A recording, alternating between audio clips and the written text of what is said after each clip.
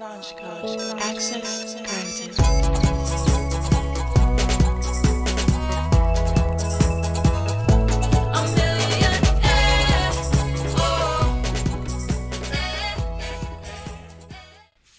Hello, welcome to GED exam preparation class. I am your host and instructor, Ruben Herrera.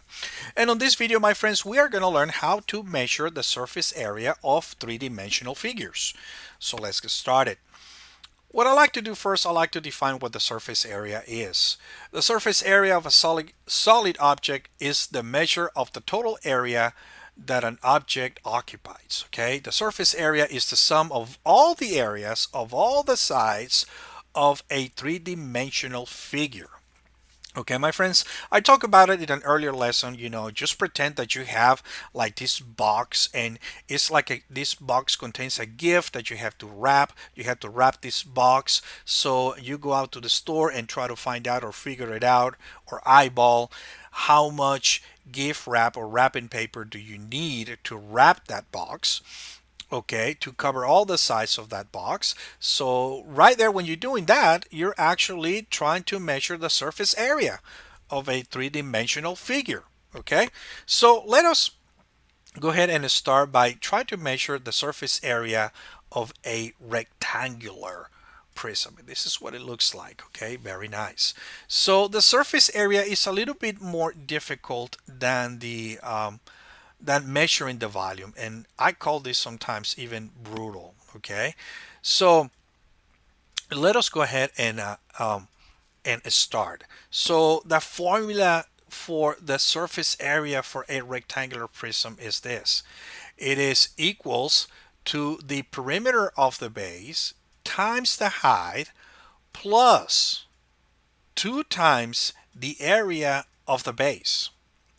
Okay, so we're gonna have to find out what is the perimeter of the base of this side right here, or actually the bottom side, which is the same. Okay, and then the area of the base too. We're gonna have to find out, besides the perimeter, adding all the sides, we're gonna have to also find out what is the area of that base. I'm pointing right here to the top base, or base 2 as is also known, but we're actually looking at the base or the side that is under this three-dimensional figure. Okay, however, we have right here enough numbers so that we can perform for this formula. So like always, my friends, I'm going to dissect and put the process of the problem right here so that we can solve for this formula or using this formula.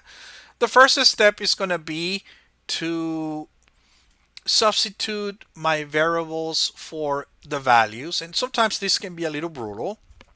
Okay, so right now I have that the perimeter of the base for this. So for example, right here, if this side right here is 5, so this is 5, this side is also 5, and this side is 6 right here, because this 6 is telling me that this side is also 6, and so therefore this side is also 6. I'm going to add all the sides of this base, and it's going to be equals to 22. That's the perimeter for this base. This is how I come up with 22.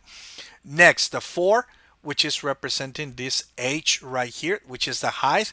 Now we're talking about the height of the prism, okay, not your base anymore. Okay, now plus 2 times, when I multiply 2 times, this 30 right here stands for the area of the base. And how do I find out the area of the base? So with this being my base, I know that I have to figure it out, the area for this. We learned in an earlier lesson how to figure out or how to measure the area is by multiplying the base times the height. So I'm going to multiply this times this, which will be the equivalent of multiplying right here this side and this side right here, which is 5 times 6 is equals to 30. So I'm going to put my 30 right here. Very nice. Make sure, my friends, this is actually the hardest part of the surface area.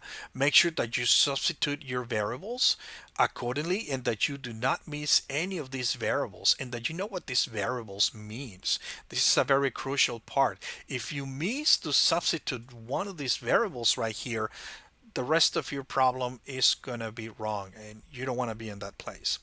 Okay, so next, Following the order of operations, I'm going to add 22 plus 4, and then I'm going to multiply 2 times 30, and that's going to be equals to 88. 22 times 4 is equals to 88. 2 times 30 is equals to 60. Okay, next I'm going to add these two numbers right here, which is going to be equals to 148, and therefore I can tell that the surface area for this rectangular square is equal to 148 square. Yes, my friends. Remember in an earlier lesson when we learned how to measure the area, and whenever we write the answer for our area, it always has to be accompanied by the power of 2 or by a square. Okay, so same thing with the surface area because it's also area.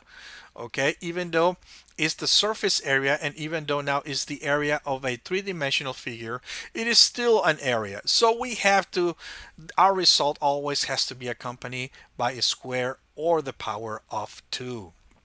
Okay, let us look at another example. Now let us look at the cylinder, how to measure the surface area of the cylinder.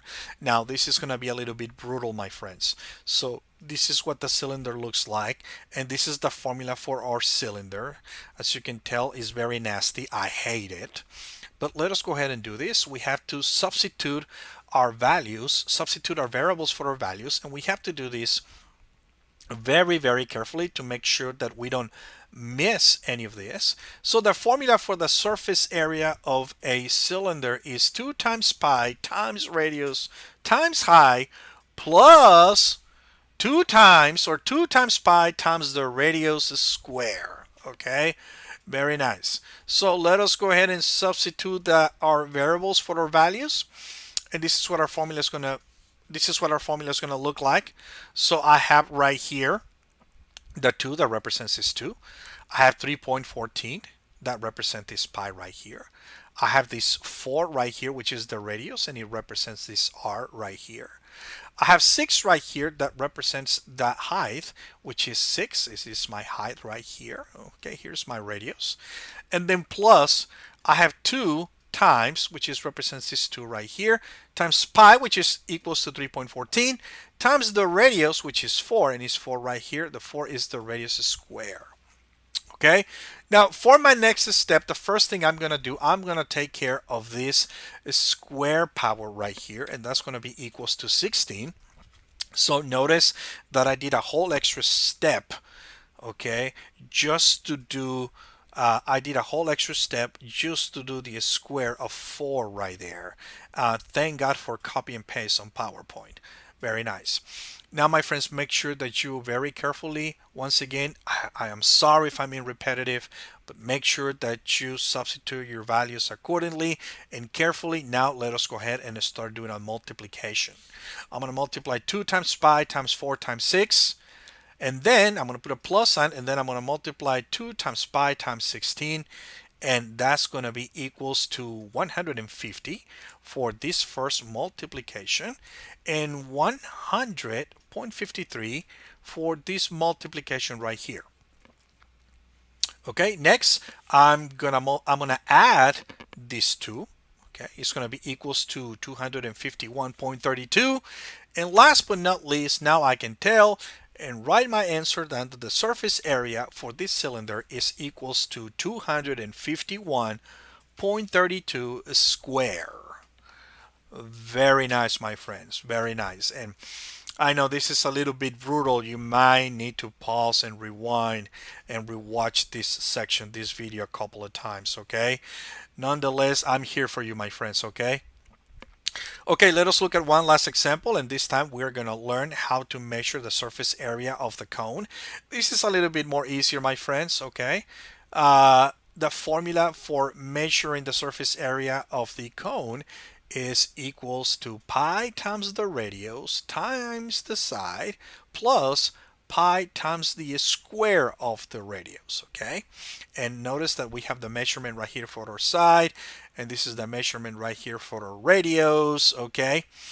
I'm gonna go ahead and my first step, I'm gonna substitute my variables for my values, and it's gonna be equals to this 3.14, which represent this pi right here, this 4, which represent my radius right here, which is this 4 right here.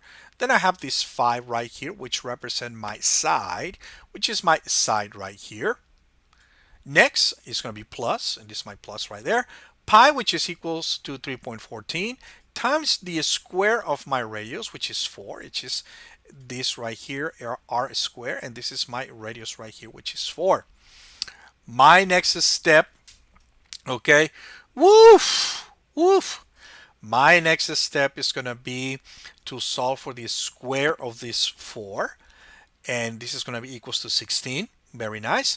Next, I'm gonna multiply these numbers right here, and then I'm gonna multiply these numbers right here separately, and my result is going to be equals for the first set of this multiplication right here, 62.83. I'm sorry for this, and then pi times 16 is going to be equals to 50.26. Next, I'm going to add these two values, these two numbers, and that's going to be equals to 113.09. Therefore, now I can tell that the surface area of this cone is equals to 113.09 square. Very, very nice, my friends. Okay. I thank you so much for staying with me on this journey of learning how to measure the surface area of three-dimensional figures.